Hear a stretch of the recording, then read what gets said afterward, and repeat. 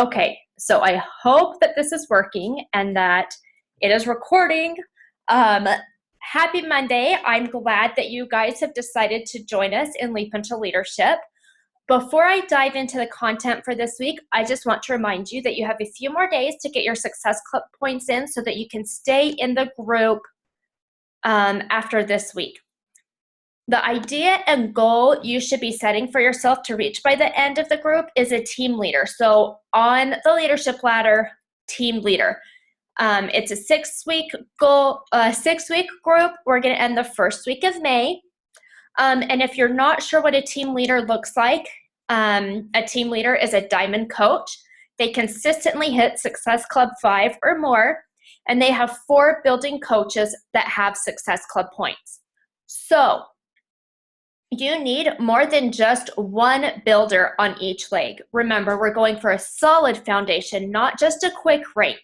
By the end of the group, you need those 4 building coaches in place. So half of the coaches getting you to diamond should be builders. And if that scares you, then it's time to adjust your mentality.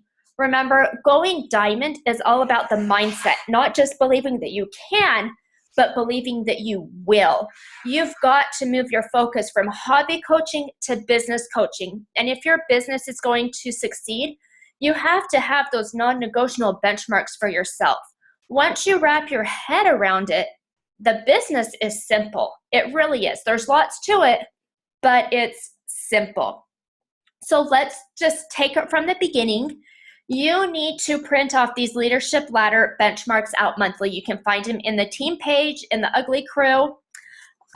You will have ended March out as a business starter. On Thursday, it will be April 1st. So you need to work on moving up the ladder and print off the team builder tracking sheet. If you notice, you can't move up to team builder unless you yourself hit Success Club 5. At this point, I actually have 3 coaches on the board with Success Club points. I have hit my 250 in commission. I'm an Emerald rank. I have 200 volume points, but I have 0 Success Club points. Seriously, true story. Therefore, I cannot be a team builder unless I find my 5 points by Thursday, just like you guys. I have every other piece of the puzzle marked off. If I were to give up because I don't have anybody in the works and the month is almost over, I would end the month back at a business. No, I wouldn't even be a business starter. I wouldn't even be on the leadership ladder because I fell short on just that one piece of the puzzle. It really is that important.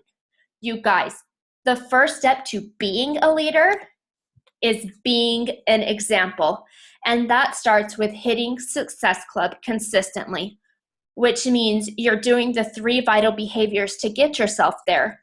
And your coaches are seeing you do that through your posts on social media, through aha moments you share, through messages you share in the group about excitement of conversations you're having, or maybe you get an invite from another MLM and it's completely what not to do.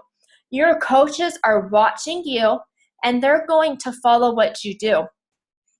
If you set your standards at the bare minimum, they're going to follow suit.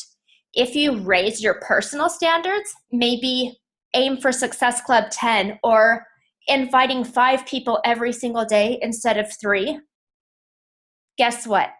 Your coaches are going to follow suit. That's what they're going to do because that's what they see you doing.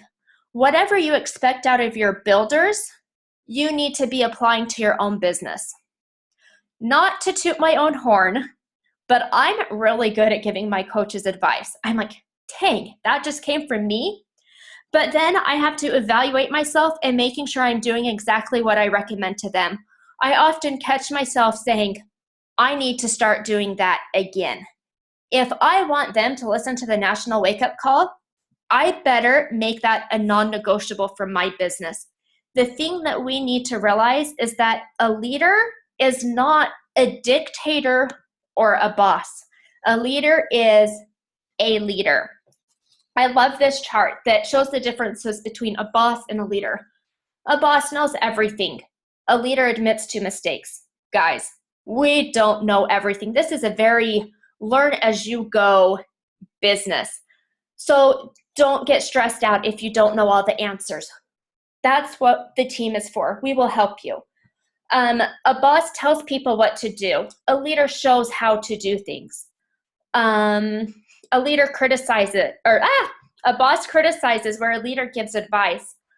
A boss talks fast and gives order. A leader gives direction. For example, I had a coach, she shared a post idea with me, and it was honestly really, really long. And I felt like it could have been broken up into several different posts and help give her content throughout a couple weeks. And I encouraged her to break it up. She didn't feel that way. I gave my advice, but in the end, I told her that I didn't know her audience, that only she could know. And if it felt right about it, then she needed to post it. And she did. Come to find out later, it ended up being a post that she needed to do to get her feelings out to her family about coaching. It wasn't necessarily to attract customers or coaches. And if I had been that dictator and criticized her or given her the order not to post it, then this issue she would still be struggling with it and have that burden on her chest. I gave her my advice and I gave her the direction, but then I let her know that she was the only one that knew what was best for her and her business. So give direction, but don't give orders as a leader. A boss is going to demand respect. As a leader, you're going to earn it and you're going to deserve that respect. A boss follows rules with threats, not law. A leader shows human kindness. A boss depends on hearsay, where a leader is going to investigate into the problem and figure out the root. A boss is going to say I, where a leader is going to say we. So like us going elite, this is a team thing. We are not saying I am going elite. It's we are going to be an elite team because we are going to do this together. We're in it for the long haul, and we're going to help everyone who wants to be a part of us. A boss places the blame on others, where a leader fixes problems collaboratively. A boss commands, a leader asks. A boss pushes people, a leader inspires people. A boss uses people, but a leader is going to develop people. And isn't that what the coaching side of Beachbody is all about? Developing leaders. We may not feel like a leader from the start. You may be scared and insecure and paranoid that you may have to do a team call one day, or you won't know the answers or how to lead a team. But as you develop your skills and step out of your comfort zone and go through the steps yourself, you're going to gain the experience you need, and you will find the leader that's inside you. But that all starts with building yourself a firm foundation. You can't help someone fill their cup with yours if there is nothing in it to give. I love this quote. You can't pour from an empty cup. Take care of yourself first. This goes right along with what we're teaching, what you're trying to teach your coaches. If you aren't going to do the 3 vital behaviors, you aren't going to know how to help your coaches. You've got to be in the trenches with them so that you can feel what they feel, so you can help them get out of their slumps. You have to go through rejection and hard months and disappointment, because every single coach is going to deal with it. But if you aren't going through it with them, you aren't going to understand what they're going through and how to help them. So get on the same level as your coaches. Get in the trenches. Do the 3 vital behaviors. Hit Success Club. Don't ever get to the point where you think that you're too advanced for the basics. Once you stop doing the basics, your foundation is going to start to crack and then crumble. Some of us did a next level leadership group at the beginning of the year with several of the top 10 coaches. Guess what they focused on? The 3 vital behaviors. They are constantly reinforcing that we need to keep it simple. Just like we need to be proof of the product to our customers and potential customers, if they aren't seeing that it's working for us, then why the heck are they going to trust you and buy a challenge pack? It's like being proof of the business. Are you doing the steps you need to get the results that you're looking for? Are you eating clean? Are you maxing out in your workouts? Are you drinking your Shakeology? If the answer is yes, then you're going to get results. It's the compound effect. But you have to remember that it's going to happen at different time frames for everyone. Everybody's body works differently. The same thing goes for the business. Are you being proof of the product? Are you doing your personal development? Are you inviting? Are you doing these things consistently? If the answer is yes, then you're going to see success.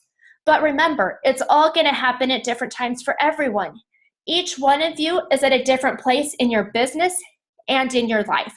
Some see success right out of the gates, while others don't see it for several months once they've gained credibility as a coach.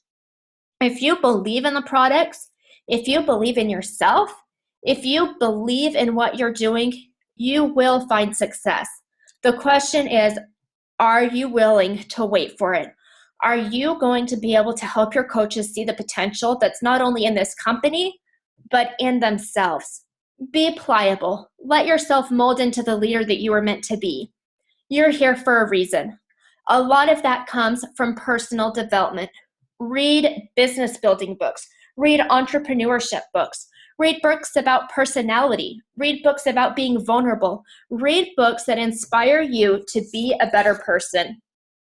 If you really want to have leadership influence, you have to be like Gandhi said, and be the change you want to see in others. It's that monkey see, monkey do.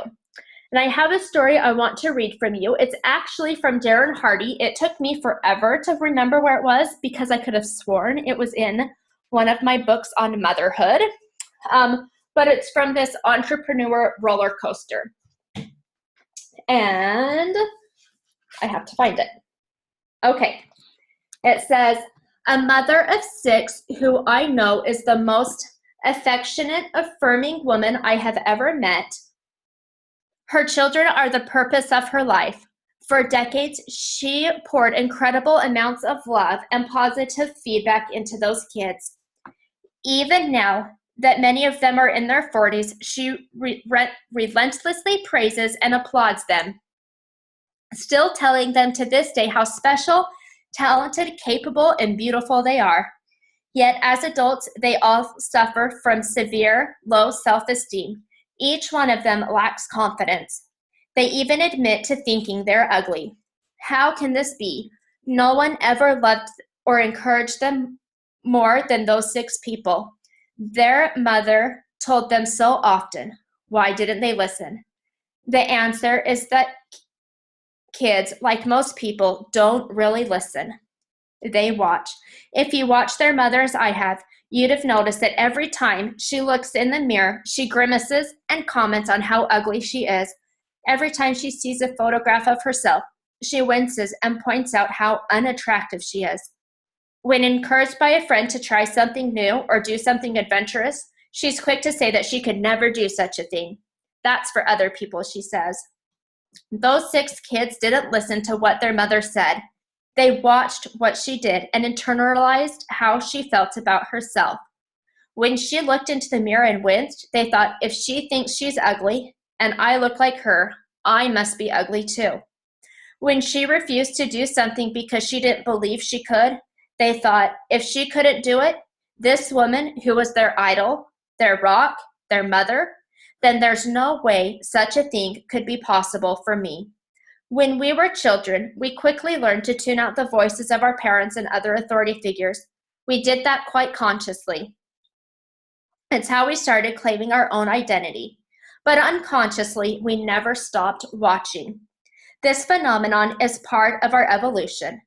Thousands of years ago, when we were still living in caves and carrying around cattle bones and as clubs, A new board needed to be accepted by the tribe or it was left to die.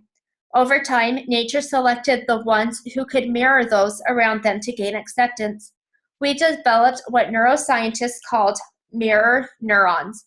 You can see them in action when you take a picture of someone smiling and find yourself automatically smiling too. Your mirror neurons did that. These mirror neurons are always working below the level of your consciousness. It's why people will eventually model and match your behavior, particularly the behavior of the one deemed leader. I see this mirroring phenomenon played out in many of the large organizations I speak to. If the leaders of one company dress professionally and wear custom-made suits, lo and behold, the entire auditorium of their people are dressed to the nine in suits. Another organization's leaders in the same industry might wear ripped designer jeans, t-shirts, and dog tags, and guess what? The whole audience looks like they're clones. I bet most of the people in those organizations didn't dress like that before they joined, but over time they started unconsciously emulating, adapting to, and mirroring their leaders. Your teams will do the same. So as you embark on this new journey of leadership, set your bar, set your standards, achieve them, and your team will mirror your efforts. If they haven't done it yet, help them, encourage them. They're missing a piece of the puzzle. Coach them, lead them, figure it out together so they can develop and reach and exceed those standards. I hope that this call has been eye-opening for you so that you can see and understand what it takes to be a driving force in the business. So take it, apply it, and inspire others to follow you. Go out there and dream, sparkle, and shine. I love you, ladies.